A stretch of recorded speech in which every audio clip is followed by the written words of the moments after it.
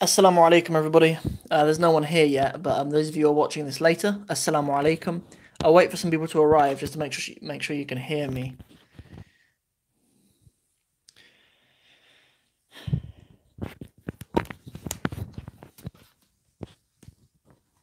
Assalamu alaikum.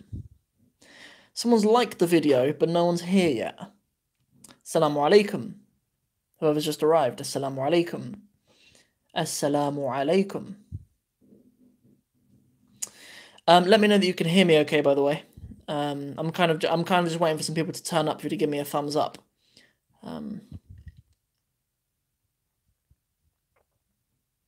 Yeah, give me a thumbs up just to let me know you can hear me. Loud and clear. Cool. Thank you very much, Ahmad, for letting me know. Cool. So, due to popular demand, we're back again with another opening of the Arabist Digest. For those of you who don't know, the Arabist Digest is a newsletter that I write. I spend my Sunday mornings writing a little newsletter, just a little note to the Arabic students out there in the world who want to be more inspired and want some more information really about learning Arabic and about my approach to teaching it, and just some tips and tricks really for the Arabic student. And I sort of envisage that eventually the Arabist Digest will be the way that all Arabic students in the world spend their Sunday mornings. That's kind of my dream.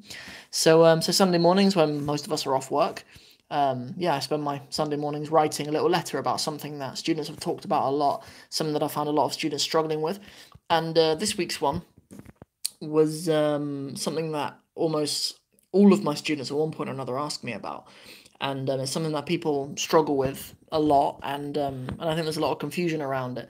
And there definitely was when I was learning Arabic anyway. So, well, I still am obviously learning Arabic, but when I was like a beginner, like sort of what most people are like. And it's about learning vocab. So it's about learning vocabulary. And I kind of walk through some of the strategies that I use now for learning large amounts of vocab in a shorter amount of time. Because I remember when I was at university, I mentioned this in the newsletter as well, that when I was at university, I had this supervisor. Like when you're at university, you always have a supervisor who you meet up with like every couple of months or whatever, and they just make sure that you've not committed suicide or died or jumped out of your window due to depression from learning Arabic. And his name was Stefan Sperl. He was a German gentleman, but obviously fluent Arabic speaker, professor of the Arabic language, but a German gentleman. I remember him saying to me, like, the grammar is finite. You'll get to the end of Arabic grammar one day, and you'll be like, I know all the Arabic grammar that you need, right? But the vocab isn't, right? Like, I remember him saying to me, like, one of the first times I met him, he said, the people who are successful on this program doing an Arabic degree are people who have a consistent vocab strategy, right? Whether it's 3 words a day, whether it's 5 words a day, or whatever you can handle, or if it's a certain amount a week or whatever. And he said those are the people who are successful in it because the vocab is the thing that will overtake you the quickest. The vocab is the hardest thing to keep track of. So what people normally do, or what I did, was made flashcards. As soon as I got my vocab list every week, we had to do about 100 words a week. And as soon as I got this list, I just wrote them out on flashcards. I used to like just get little revision cards and rip them up into like, fold them and then rip them, so I had like the same size cards. And I even found like, because I'm quite a kinesthetic learner, like I like actually doing stuff. I found actually making the cards more beneficial than using them, which is interesting. Actually, the process of making them was more useful for me than actually using them. But anyway, so that's one way that a lot of people use, okay? I think this is fairly useless for a lot of people. But it's something that a lot of people do, right? A lot of people just have vocab lists, right? They might have like a vocab list they go through every day, and and that's what some people do too. But the thing is about learning vocab. Even when we ask the question, how do we learn vocab? It carries with it the assumption that you should learn individual units of words, and that's a good way to learn language.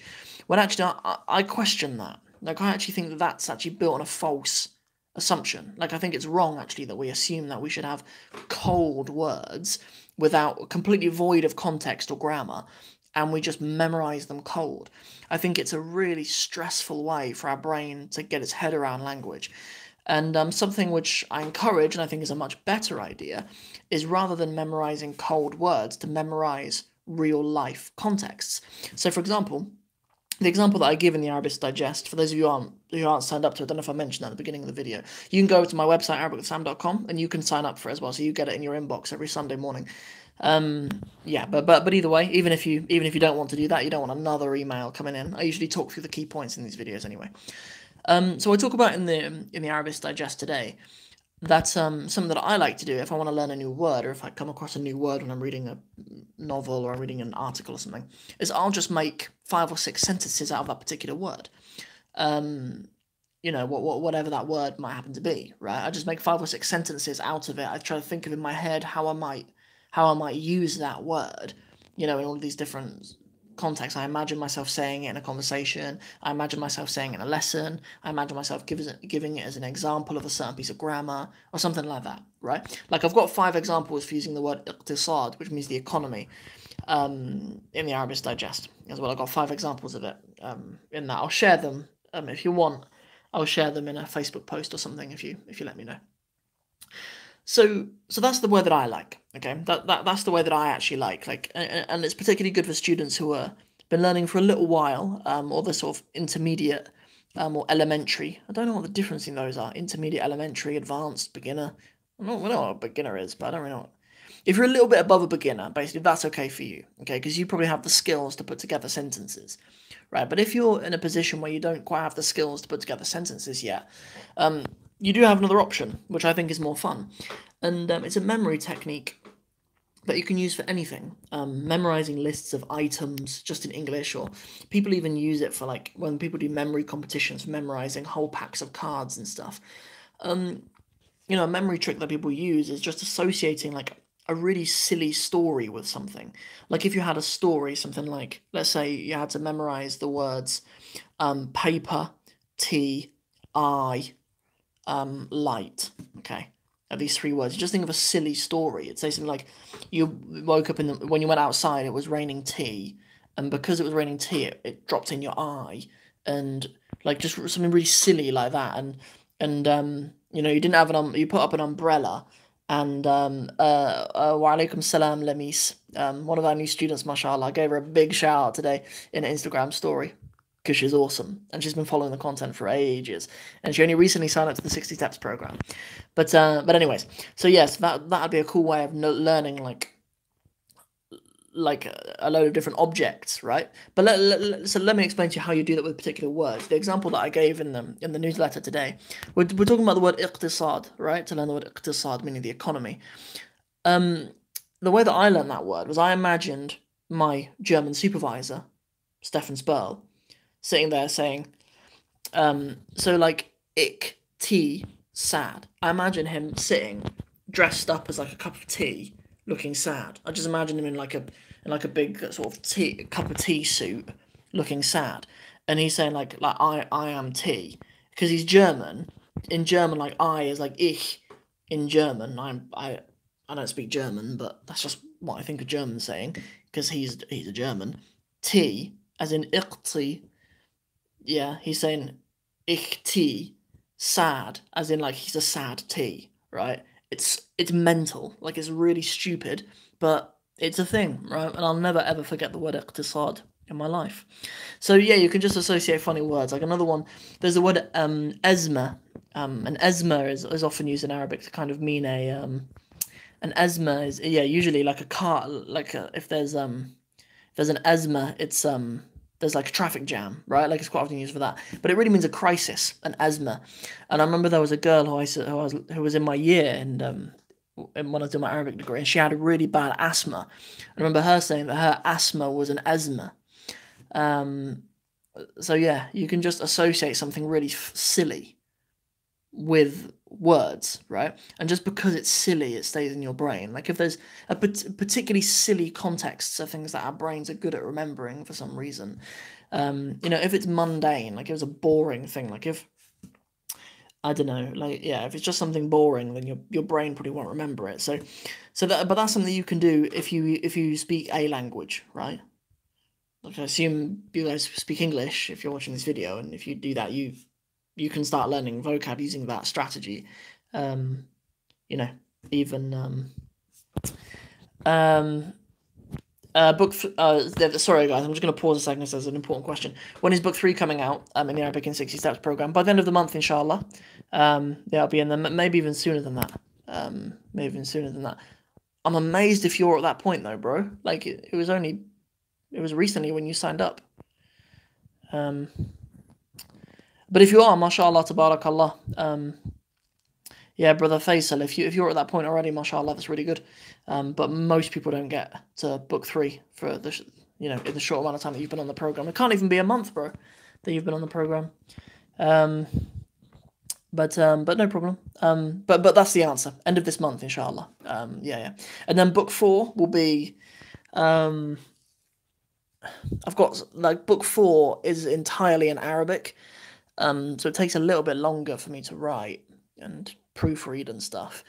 But book 4, I mean, if book 3 is out by the end of January, I'd have thought by mid-March book 4 will be out. I'm planning on relaunching the course in early April. I'm going to do the whole month before Ramadan.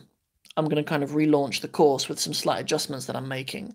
There's a few adjustments I'm going to make, inshallah.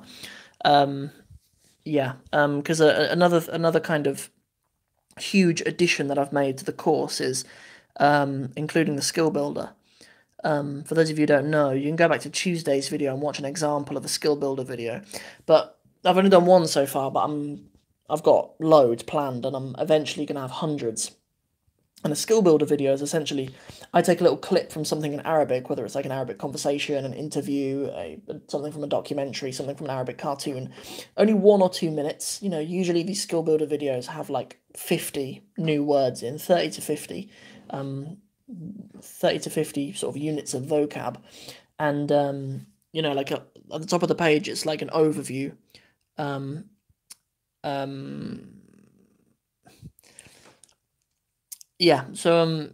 an overview. It's what steps in the Arabic in 60 Steps program this video goes well with.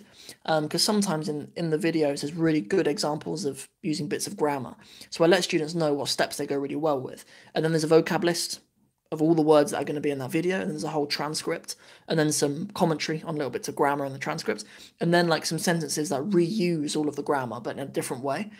So yeah, it's a lot of work, but it's really good for the students. My first one is a little clip from a Mr. Bean video in Arabic. And obviously, it's just simple, standard Arabic, right? And it's about Mr. Bean going to school. So it's school and general conversation. There's 30 new words in it.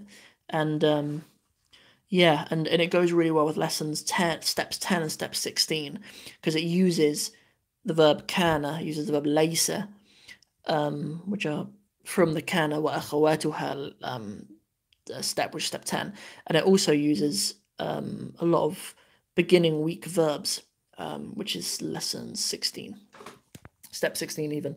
So yes, that's what the skill builder videos are, and there needs to be some changes, inshallah, to the way the program is taught if I'm using a lot more of those skill builders, inshallah.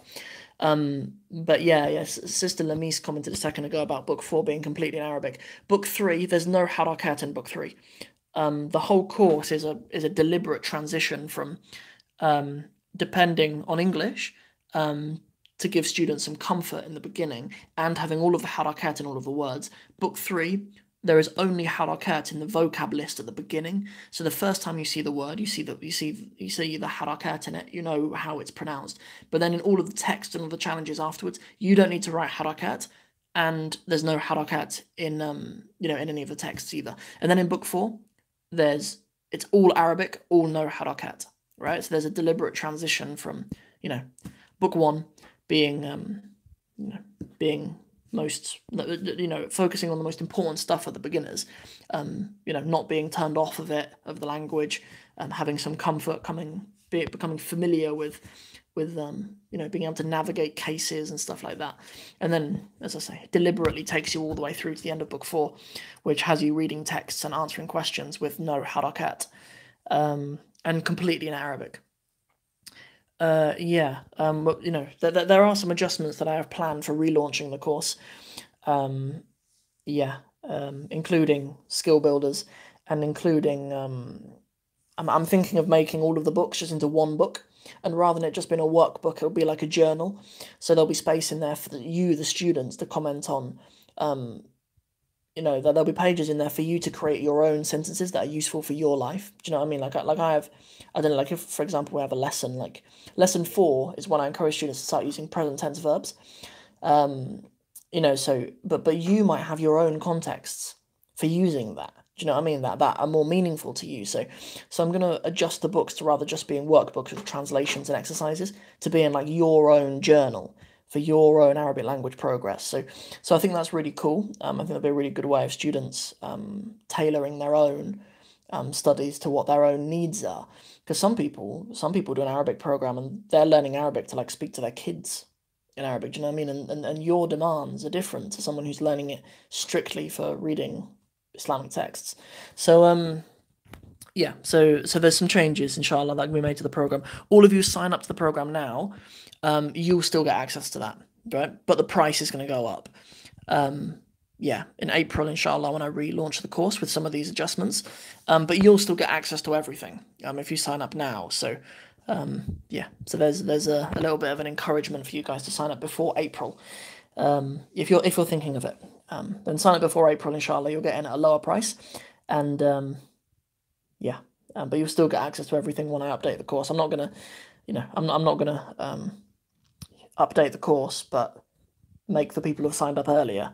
Do you know what I mean? Like you guys should be rewarded really for coming on the course in the first year that it's launched, because you guys are special people, I guess, who have watched my stuff and have believed in me, and in the first year that I've launched the course as like an online course, have bought into it, and through your hands, wealth has come to me and to my family, enough for us to live on, alhamdulillah.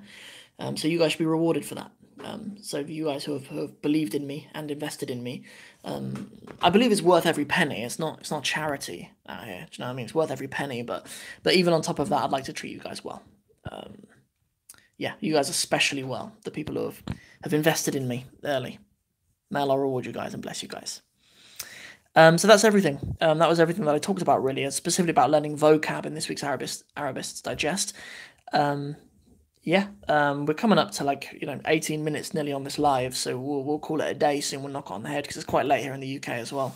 Yeah, so we'll call it a day. If there's any questions any of you guys have about learning vocab, particularly to do with either questions about learning vocab, or about the program. I didn't actually plan to start talking about my program in this live, but some questions came up about it, so I wanted to raise them.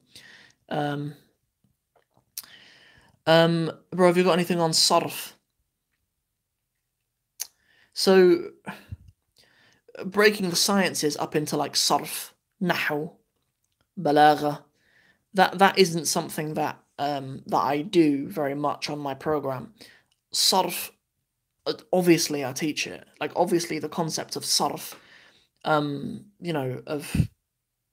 of being able to conjugate verbs is what we call it in a Western context, being able to conjugate verbs and understanding patterns and how roots fit into patterns, of course, yeah. But I don't say like, oh, this is my sarf course.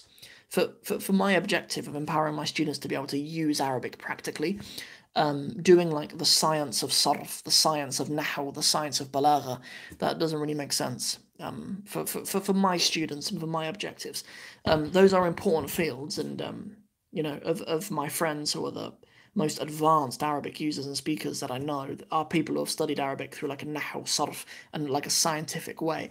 But that's not really the objective of my course. So yeah, I teach the same content, but I call it other stuff.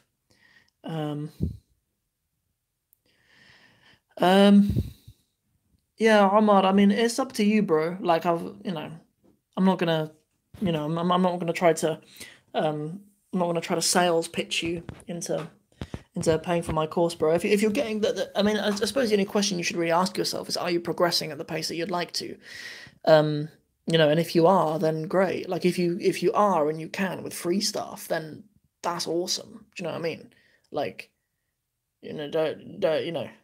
that's awesome. Do you know what I mean? If you can, right? The most important thing is that we build a love for the Arabic language. That's what's important, not that you buy my course or buy someone else's course. Yeah. Yeah. So it depends on how well quickly you're progressing, really. Just do you feel like you're receiving the results? Um, um,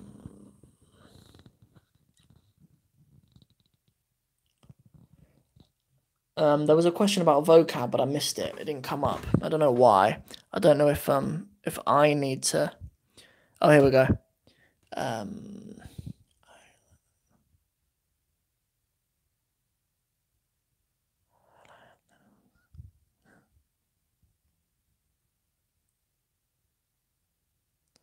find verbs more interesting than nouns to learn.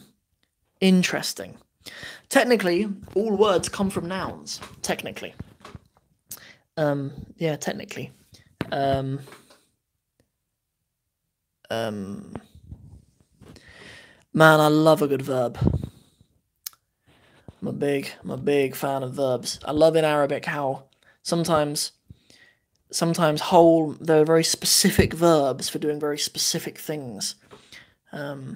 There's various verbs in Arabic to become certain things. Like in Arabic, like in English, if we say, like I became, if someone became, if like, yeah, the example that's in my head is like to become an Arab. Yeah, the verb ta'arraba means to become an Arab. But in English, we would use the verb to become, and then we'd use the noun an Arab. But I love Arabic verbs, man. They're awesome, even in like the different forms and all that sort of stuff. I like how in the form one, right? Like you're mentioning the verb like daraba, like verbs with like fatha along the top are easier. I like the variety. Um, I like the variety in it. Um, I like that you get verbs that are fatha, kasra, fatha, shariba, alima. I like those ones. And the ones, they're very rare, but you get ones with a dhamma in the middle as well. Saghura. Um, Muhammad, what we're doing now, we're talking about sarf right now. Yeah, we're talking about sarf stuff. That's what we're talking about now. The verb like kabura, sagura, azuma, they're often to do with changing size or greatness or something. Like azuma is to like make something great. Kabura is to like grow or become big. Sagura is to like make something small. So you get those as well. But then with the ones that are have a dhamma in the middle, the present tense, the mudari' is predictable because it'll always have a dhamma in the middle as well. Kabura, yakburu. It'll always be the u, it'll stay the u. And the a ones, the shariba ones, the alima ones, that kasra will always become a fatha in the present. So shariba, yasharabu, alima, ya'lamu, right? That's always the rule. But it's most difficult with the fatha ones, like daraba. Like you have ones like kataba that are yaktubu.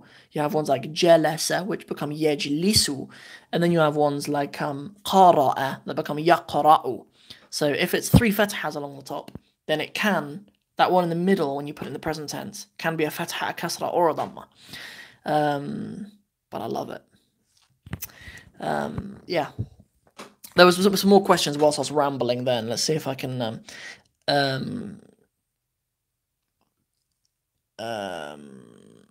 okay, do I have any thoughts on the Rosetta Stone? No. No, never used it. How to improve Arabic speaking. I've got some thoughts on that actually.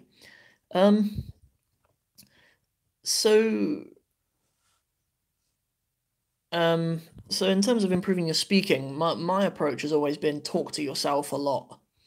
And also it needs to be important to you to speak Arabic well. Like it needs to be important to you. Learning Arabic is really funny. Like I find like there are some people, if they do a program, like for example, let's say like business, for example, if someone does like an online program for business, they probably already have a business. So everything that they're learning, they're implementing in their own world, right? But a lot of people come onto a program like mine and they're not implementing Arabic in their own world. Do you know what I mean? Like people want to learn Arabic, but they're actually not around people where they need to speak Arabic, or they might not actually be reading stuff that they need to read Arabic. Do you know what I mean? So so this is one of the main reasons why I built the skill builder, because sometimes you need to give people the world in which they're using their Arabic, right? But in terms of speaking, if you're not already in a world where you need to speak Arabic, like I don't know what you start with first. I don't know if you should already be in a world where you need to speak Arabic. You have Arabic speaking relatives, or you work in an Arab restaurant, or whatever it is for you, right? You need to travel somewhere for work. Like, ideally, you'd be in an environment that demands you to know Arabic whilst you're learning Arabic. But a lot of the time, people think, well, I'll learn Arabic and then I can go to an environment. But you should just chuck yourself in an environment where you need to speak Arabic. Do you know what I mean? And that way, you'll be implementing the stuff that you learn as you go along. I hope that makes sense, that point that I just rambled on about. But it's something that I've noticed. Like, a lot of the time when people learn something, they can implement that stuff immediately because they're in a world that demands it. But a lot of people learn Arabic actually aren't. Yeah, and that poses challenges as a teacher. Yeah, there were some more questions. Let me see what I got. But my main kind of quickest answer for people is talk to yourself in the mirror or in the car. Be careful with speaking in the mirror though, because obviously we're not supposed to mention the name of Allah subhanahu wa ta'ala in the toilet. And obviously for a lot of people their only mirror is in the toilet. So yeah, I don't think there's any patterns for nouns. Come on. Of course there are. Of course there are patterns for nouns. Come on. Yeah, there are. You normally learn them when you learn the Jam'a Taksir, when you learn broken plurals. I've just taught one actually in the 60 Steps program, maybe lesson 27 or something. Patterns like af'alun, fu'ulun, fu'ulun, af'ulun. What else? Fi'alun. Those are patterns for plural nouns. So for example, like probably the most common is probably af'alun. It's probably so like when we take a word like qalamun becomes aqlamun, so a pen to pens, or another good one. If maybe not all of you know what a punk is. Yeah, I'm sure you all know what a punk is. But in Arabic they have the word punk, and the plural is apnak. That's the plural of punk. Punk apnak. Fil afyal for elephants. Here's one. Not a lot of people think about. Qamar is aqmar for moons. Yeah, a lot of people don't normally think about moons. When I used to teach that to kids, they're like, there's only one moon. It's not only one moon. It's loads of them. Some planets have like tens of them. Another one for sun. There's a plural for the word shems, shumus. Yeah, students who do my second or third lesson in the 60 Steps program, they'll know the plural of shems is shumus. That's exciting to me. Those sorts of things. But yeah, there are patterns for nouns. We've got more questions.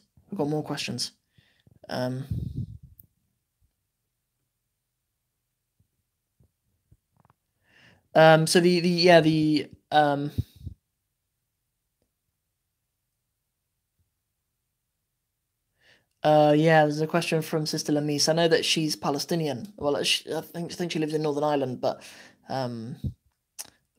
Palestinian or half Palestinian. So what university did I study at in Palestine? Good question. So I studied at a university called Al-Najah, Jami'at al-Najah. So the Success University. It's in Nablus, in the West Bank. I think I remember you mentioning to me that was maybe your dad was from Gaza, maybe. May Allah protect the people of Gaza. I was in the West Bank. I was studying in Nablus, living in Nablus for a year.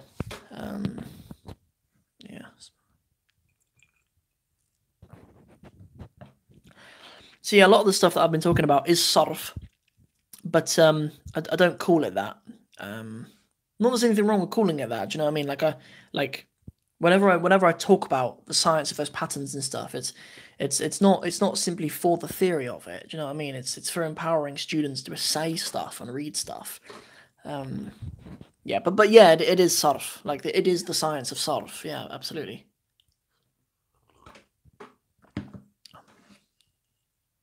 Mr. Wright. My surname's not Wright. I got this as a gift when I left my job as a primary school teacher. One of my students bought me this and a Mrs. Wright one for my wife as well. But I think that says it all.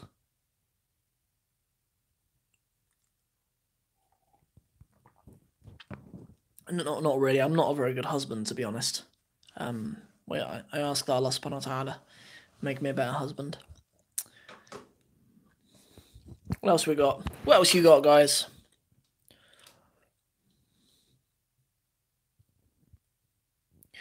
What is your view on polyglots? They're amazing. They blow my mind. Learning languages takes a serious amount of intelligence from a brain. And people who can learn languages to a level of fluency and multiple languages and interchange between them, those guys are amazing, right? Like, I don't really know of many. I don't know many, like, real, genuine polyglots. Like I speak a few languages. I don't consider myself a polyglot because I can't really, like, because I can't, like, switch between them.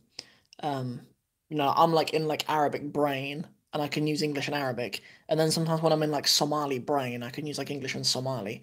And never get mixed up with sign language. British, like, sign language just doesn't seem to take up the same space in my head as other spoken languages do. Yeah. Anyways, there was a question a second ago.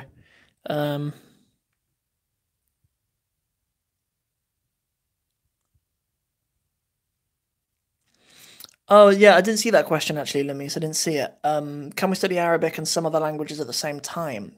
Or should we study Arabic full time? Yes, of course you can. Of course you can learn another language. Of course you can. Do you know what I mean? Like, in theory, dedicating all of your Arabic language learning muscle to one language in theory makes sense, right? But what's more important than that is that you're excited by it. What's more important is that your excitement for Arabic stays alive. So, like, if you're spending all of your time and you get burnt out or whatever, then it's pointless. Do you know what I mean? Like, it's not good. There isn't really, like, a hard and fast rule for that, I don't think. I found it best to just be studying Arabic. Like, when I was on my degree in my first, second, third year, it was just Arabic, right? Like, I wasn't I did try actually to take on another language and try to make my degree Arabic and another language. I wanted to do a language called Hausa. Hausa is a Nigerian language. I wanted to do Arabic and Hausa, but I upset the I have seen your question. I have seen your question about shadowing, but I don't know what that is. What do you just observe and shadow someone who speaks that language and walk around with them speaking that language to people? Explain it to me a little bit, inshallah, so I can comment upon it. But I don't know what it is. Yeah, exactly, Muhammad. What is it? Talk me through it a little bit, inshallah, or at least tell me, or at least I'll Google it. I'll Google it whilst we're sitting here for a minute. Right, okay. When you hear the language and repeat everything after, cool. Yeah, it's great. Go for it. I don't know. I don't know what you want from me. Sounds great. Hear words and say them again, and I suppose in that way, I'm just big on context, really. Like, and in that case, you're getting tons of context, so it sounds awesome, right? But that just isn't a strategy that's available to everyone, I suppose. Like, not everyone has native speakers around them that they can just kind of follow around and listen and everything they say, or perhaps you can do it through video. I don't know. Yeah. So yeah, it probably is good for pronunciation, right? But I think probably one of the biggest, one of the sort of most effective things for my pronunciation was just listening to the Quran so much. Like, I'd just listen to the Quran for hours and hours, like, before I even started my Arabic degree.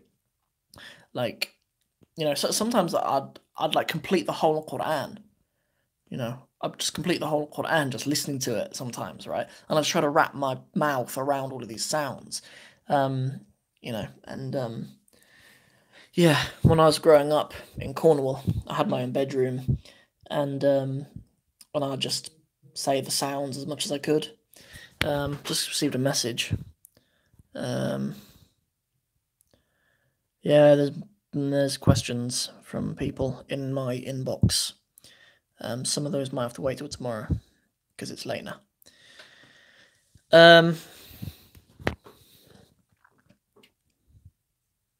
Yeah, it helped me loads with my listening and comprehension. Definitely, because you also hear a lot of repetition. Like there are passages that are repeated sometimes, and expressions that Allah repeats throughout the Quran in different times and in different stories, and around different topics and stuff. So yeah, you build both a familiarity with certain common patterns in Arabic, but then also a sensitivity to nuances in it. Um, yeah, if Allah is addressing a different gender, or is talking about a different group or something, yeah, you become sensitive to it. But definitely, it's awesome for your listening. Guys, like for most of you, the answer for most people when they're studying Arabic is they should have a more meaningful relationship with the Quran.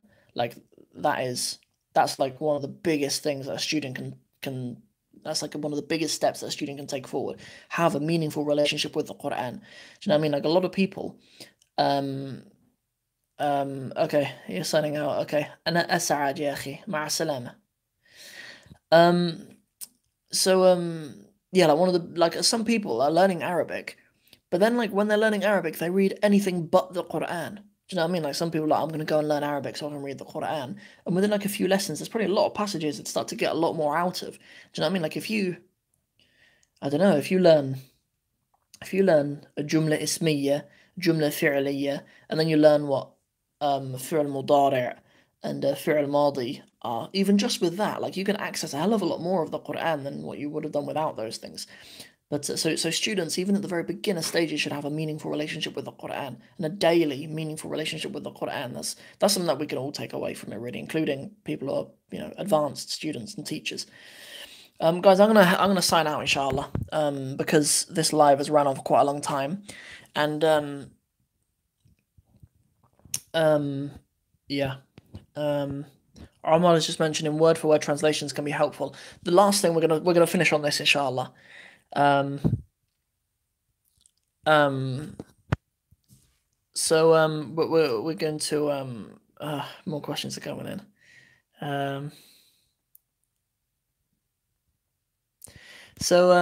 Yeah, the sister did just ask about advice for memory. I'm just not good at it. I'm not. I've memorized. I'm almost at like a third of the Quran, and I've been a Muslim for nearly 10 years. Do you know what I mean? Like I should really know a lot more than what I do. But listening to the Quran a lot, consistency, and then like a technique that I know like a lot of my students use is they just then they just read a line and then try to memorize that, and then they just do one more, and then just do one more and one more until they can recite it all without stopping. But the thing I wanted to end on, I'm not even going to look at any more questions now, inshallah. If you have any questions, stick them in the comments, or DM me on Instagram, or come back on the next live, or whatever. Okay. And I might have just forgotten what I was going to end on. That's really upsetting, because I was going to end on something good then. I might have to DM you guys when it comes back to me. Let me see if there might have been a comment that inspired it in me.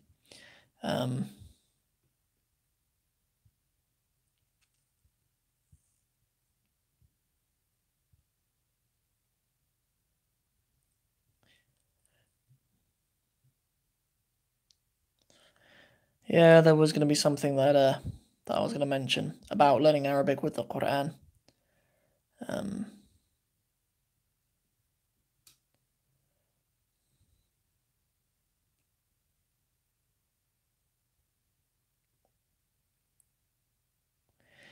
Yeah, I can't find what the inspiration was, but oh yeah, I've got it. I've got it. Um, have I got it? No. Okay, yeah, I've got it. I've got it. Got it. Got it. Got it. Okay, so something that I've noticed, right, is translations of the Quran. Okay, something that you guys should be aware of that a lot of people aren't aware of, yeah, is that when translations of the Quran are put together, they're translated with the assumption that you're learning Arabic, right? The assumption should be that the Muslim is learning Arabic, right? So with these translations, sometimes you'll find the wording of them is a very Arabic word order. You'll even notice sometimes, like if you watch like a lot of du'at and a lot of scholars and stuff, and like give English lectures, you'll notice some of their speaking patterns are very Arabic. Like it's as if they've said that in Arabic loads of times, and now they've just translated it like into English. So they're not using English words, but it's very Arabic style. So an example of it will be like in Arabic, they don't tend to use the word only. They don't tend to say faqat for only a lot. It exists, that word exists and it is used. But a more common speaking habit is to say la something something, illa something something. So rather than saying in English, so say something like, I only ever saw the Prophet Muhammad sallallahu with Abu Bakr. Okay, I only ever saw him with Abu Bakr.